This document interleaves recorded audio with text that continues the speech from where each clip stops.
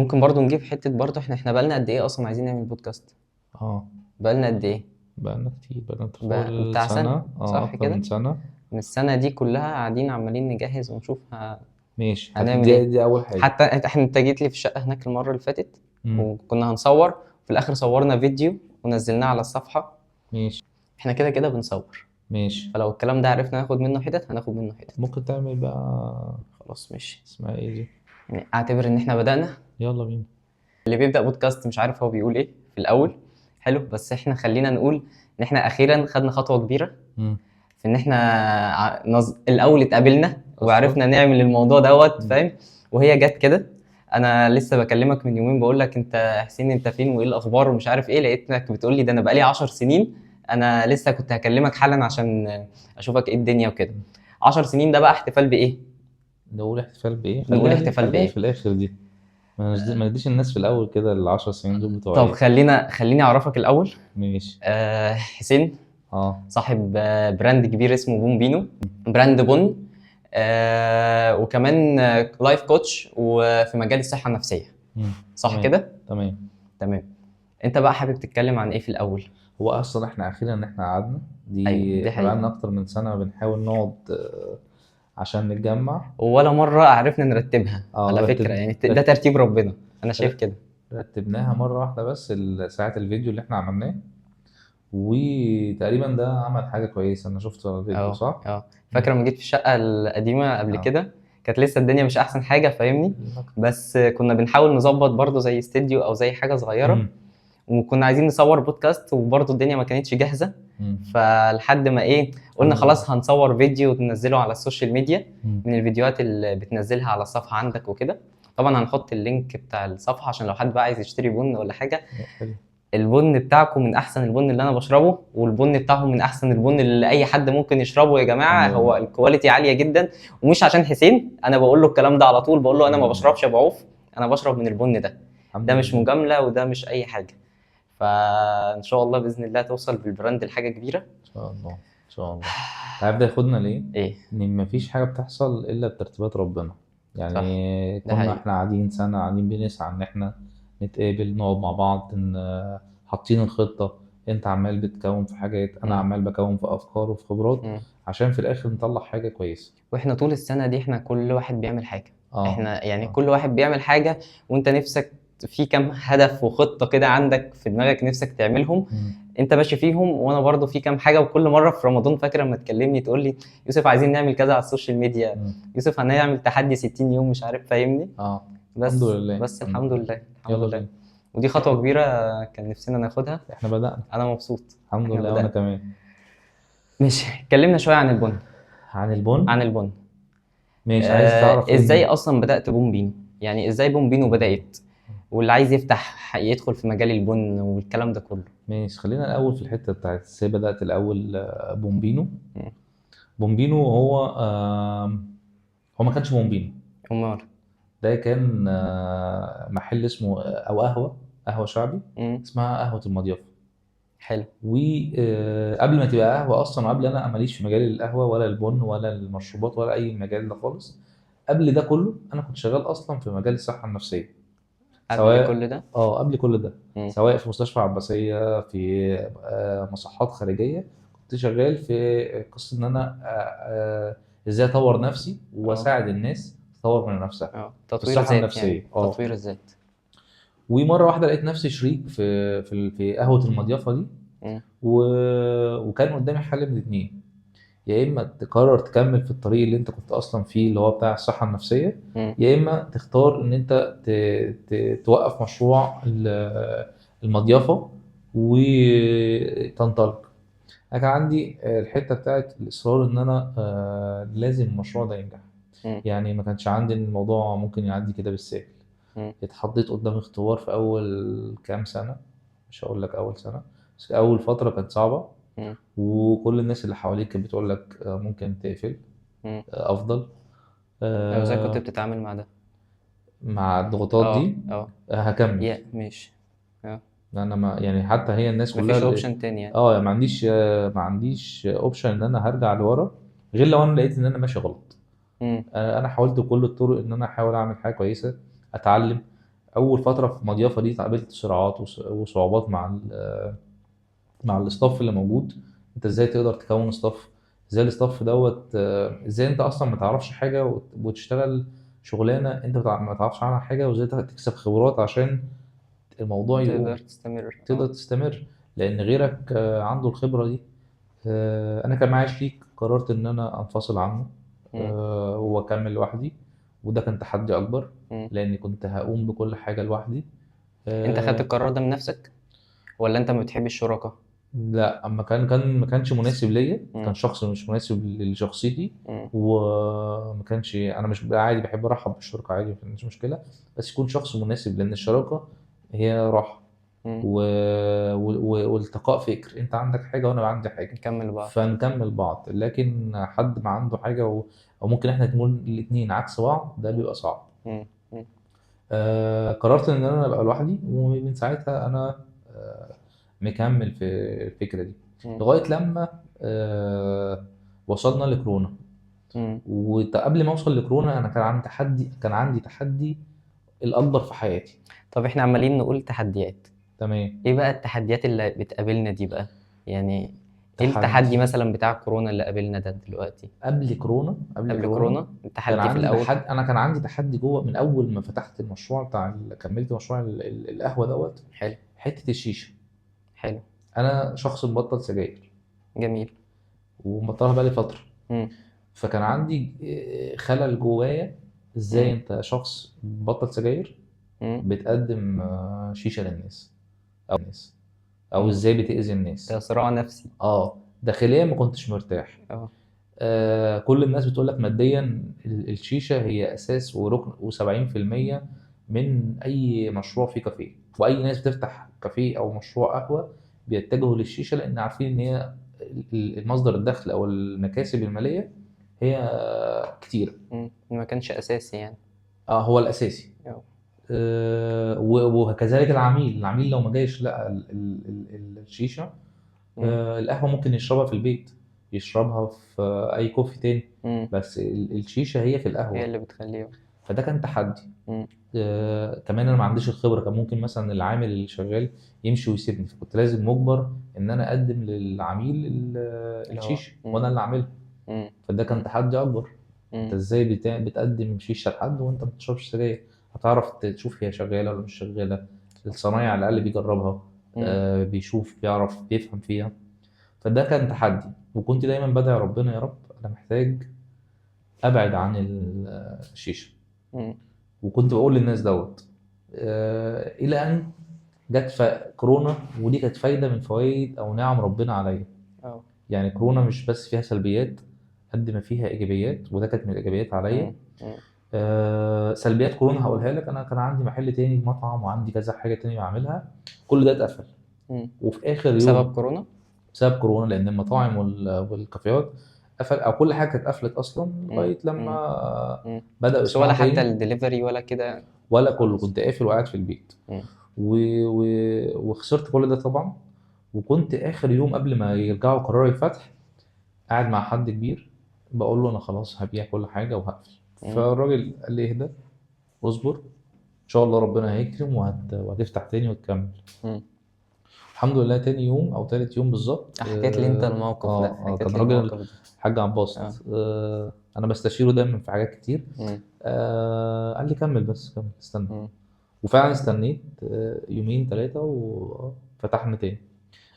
من طب أول ما انا فتحنا. مش هقطعك بس تفتكر ان ممكن يبقى بيننا وبين الحاجه اللي احنا عايزين ناخدها خطوه، مم. واحنا عمالين نلوم مثلا الدنيا والظروف او ربنا جاي عليا او واحنا ما بيننا وما بينها ممكن خطوتين او يومين كمان لو استحملنا شويه، اه بس عشان احنا ما بنستحملش ما بنوصلش. احنا عايزين الحاجة بسرعة. الايه؟ عايزين الحاجة بسرعة. احنا اه. التطور بتاع الجيل وتطور الأجيال اللي حاصل خلى إن أنت كل حاجة هتيجي بسرعة. اه. النت عايز بسرعة، عايز أتجوز بسرعة، عايز أبقى غني بسرعة، عايز المشروع ينجح بسرعة. مم. أنا ما نجحتش في المشروع دوت غير بعد كام سنة. مم. مشروع قائم مم. مستمر احنا بنحتفل بيكسب. النهارده بالعشر سنين. 10 ايوه سنين. لا، ال 10 سنين دي هنقول هم ايه، بس ال 10 ايوه سنين ايوه دول ايوه ايوه، بس انا 10 بقالي سنين فشل ونجاح واختبارات فيهم وحاجات كتيرة فشل اكتر من جدا. النجاح. اه. فيهم اه. فشل كتير. بس انا فيهم 7 سنين انا في مجال القهوة والبن. اه. لغايه لما قررنا نرجع تاني بعد كورونا. مم. بعد كورونا دي كانت المفاجاه وكانت الكرم من ربنا. مم. قررت قرار لله ان انا مش هرجع الشيشه تاني. مم.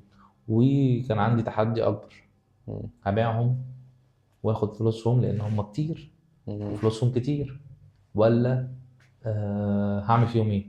مم. فكان التحدي ان انا اكسرهم وابوظهم خالص. وده كان انا سالت شيخ يعني اعمل دوت ولا ابيعهم ولا اعمل ده عشان اقدر اقرر اذا كان اللي انا بعمله ده حلال او حرام، لان كنت عايز ابيعهم استفيد بفلوسهم على الاقل. وده كان مدخل برضه للشيطان. مم. انا قررت ان انا اكسرهم خالص، حوالي بس 50 لو شيشه. بعتهم، لو انت بعتهم، فهو حتى لو الوزر مرة وخلصت، اه يعني مش مستمر. لا، ما هو انت هنا اللي ولا هنا اللي هيستخدمهم، هياخدهم انت؟ اللي هياخدهم انت عارف ان هو هيستخدمهم في ايه، انت اه مش بايع له حاجه اه وخلاص. اه اه لا هو خلاص. اه. وبعدين زي ما نقول من ترك شيئا لله ان ربنا عوض. هيعوضك، ودي كانت عوض. النية من الاول. انا مم. سايب الموضوع مش عشان حاجة قد ما هو انا شايف ان ربنا مش عايزني في الحتة دي، مم. وهو استجاب لي لدعائي ان انا افتح مم. واشتغل من غير شيشة. مم. ربنا عوضك. اه. مم. مش بفلوس. وانا بشوف ان العوض في الدنيا كلها مش شرط يكون فلوس. مم. انت ممكن تبقى مستور، ربنا كرمك، الناس تحبك، مم. متوفق في الدنيا، حتى لو بيديك حبة اختبارات بتعرف تعدي منها، بيديك القدرة مم. ان انت تعدي منها ازاي. ممكن في ولادك يعني حمزة بسم الله ما شاء الله عليه. اه اه ده حاجة انا بشوفها نعمة من ربنا. اه ده حقيقي.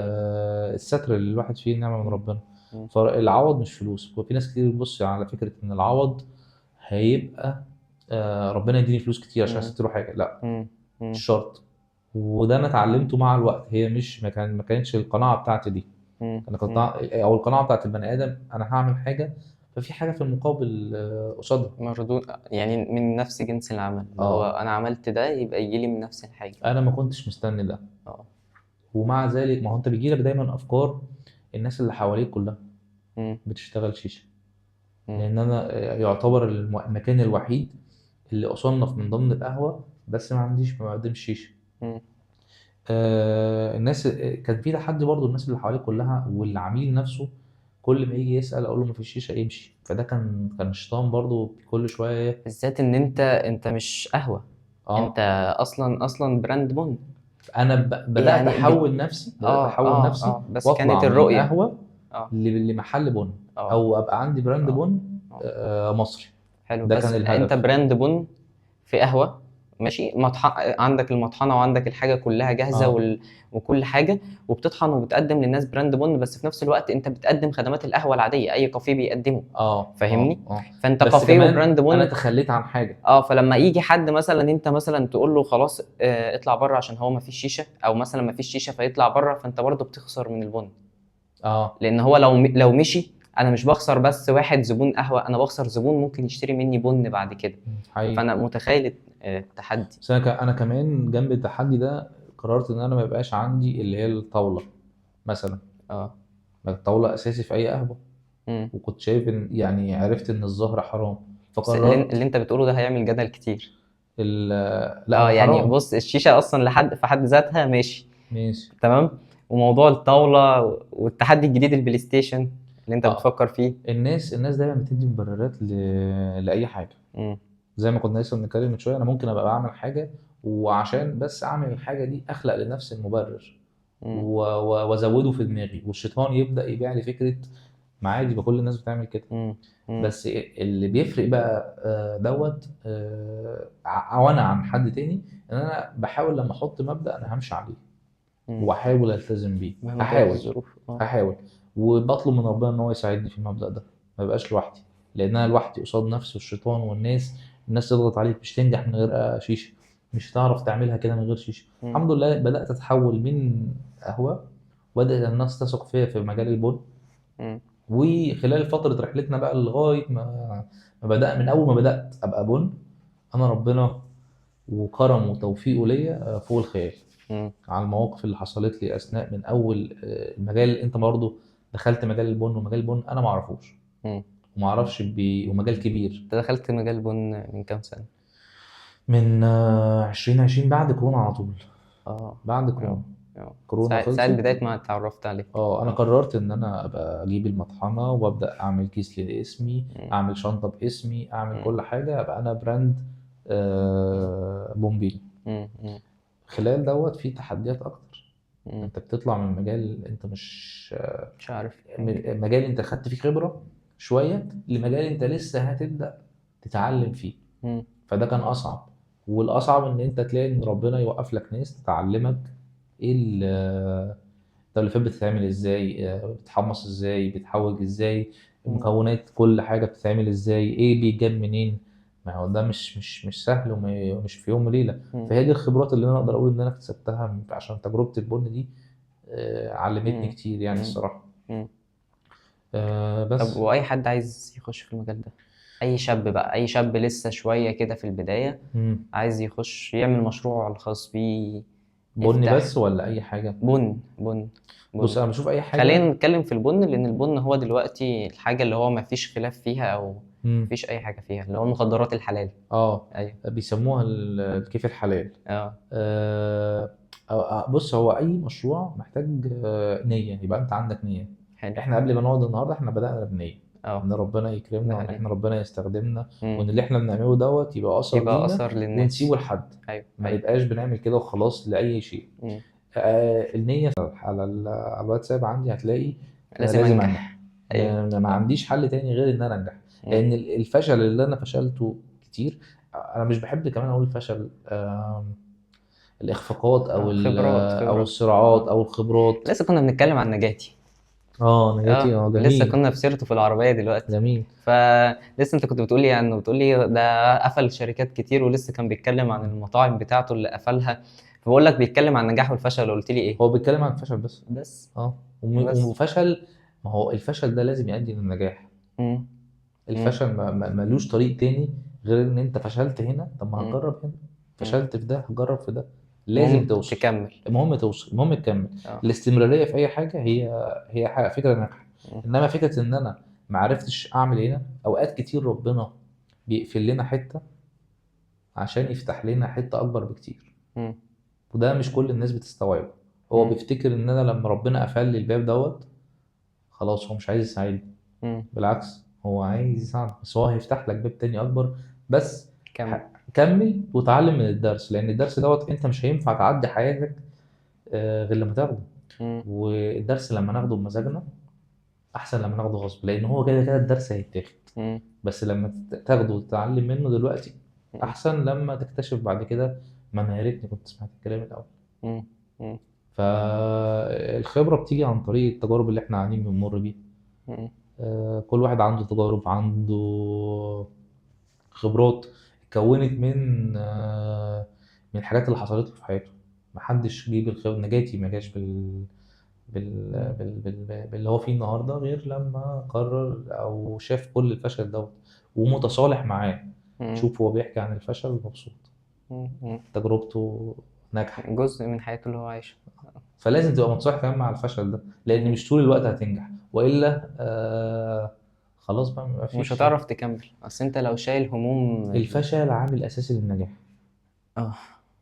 عشان تنجح لازم تفشل. مم. ما ينفعش تنجح كده مره واحده خلاص. جبت الخبره منين؟ مم. لازم تغلط في حاجه. اصل زي ما انت قلت الشباب اليومين دول، ما كلنا احنا عايزين ايه من كتر ما الحاجات بسرعه، والسوشيال ميديا والاي اي كمان، الذكاء الاصطناعي ده الكارثه الكبيره، فاهمني؟ احنا كلنا عايزين نوصل بسرعه، ننجح بسرعه، نعمل بسرعه، فاهم؟ يعني انا خطوه زي دي انا بقالي سنه بجهز فيها، والنهارده احنا قاعدين مع بعض وانا مش مصدق ان احنا قاعدين مع بعض. اولا اترتبت وكل حاجه خلصت، يعني بص كله ترتيبات ربنا.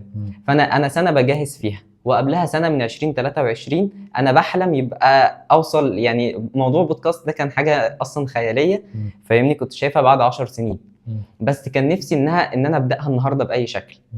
وكل يوم كنت بحاول، يعني فاهم، احط زي ما بيقولوا القرش على القرش عشان اوصل لحاجه زي كده، فاهمني؟ طب انا هوصل مش هوصل انا مش عارف، ومش عارف نتيجه الحلقه مثلا. يعني احنا دلوقتي بنصور حلقه، انا مش عارف نتيجه دي هتبقى عامله ازاي. بس زي ما انت قلت النيه ممكن دي بعد 10 سنين تفيد حد يعمل حاجه مختلفه، او يسمع كلمتك عن الخبره بتاعتك او حاجه، فواحد بس يتعلم.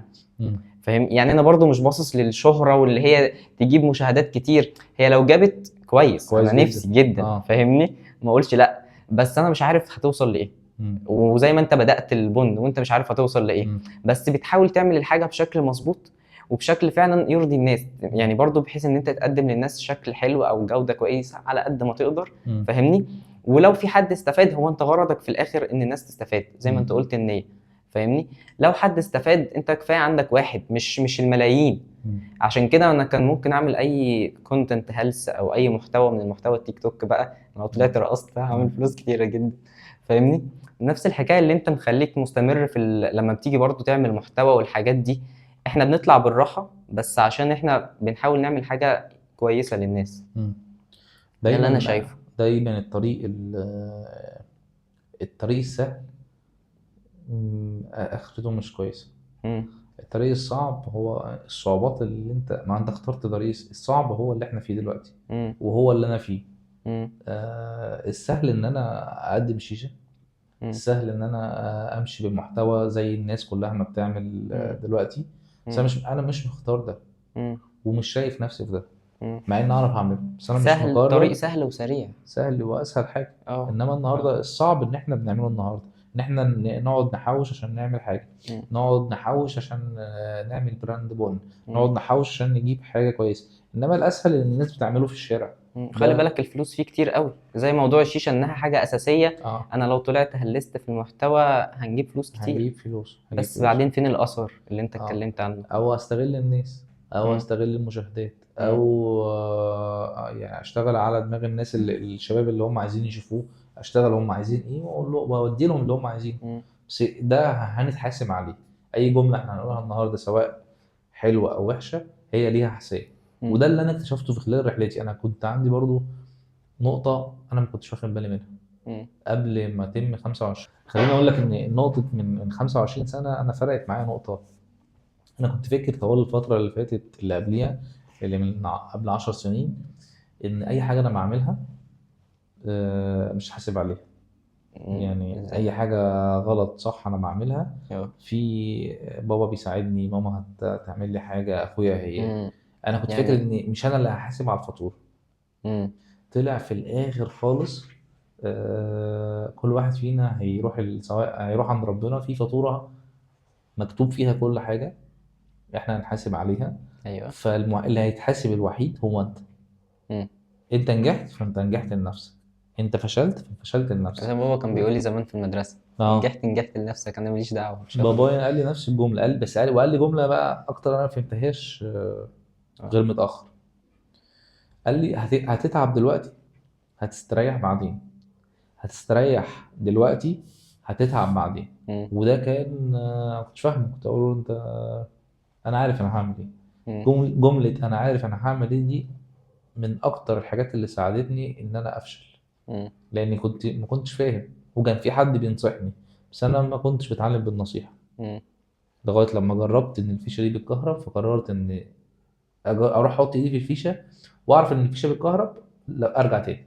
اه. لكن النصيحه لو كنت قلت لي ان الفيشه دي بتكهرب، مع ان اتقال لي ان الفيشه دي بتكهرب، بس كنت برجع ما كنتش ما مم. كنتش مم. آه بصدق ان الفيشه بتكهرب لغايه لما اجرب. لازم اجرب الفيشه دي بتكهرب ولا ما بتكهربش. مم. بيتقال نصيحه. لي انا كان بيتقال لي من اول وانا في تانية اولى تالتة اعدادي، اه.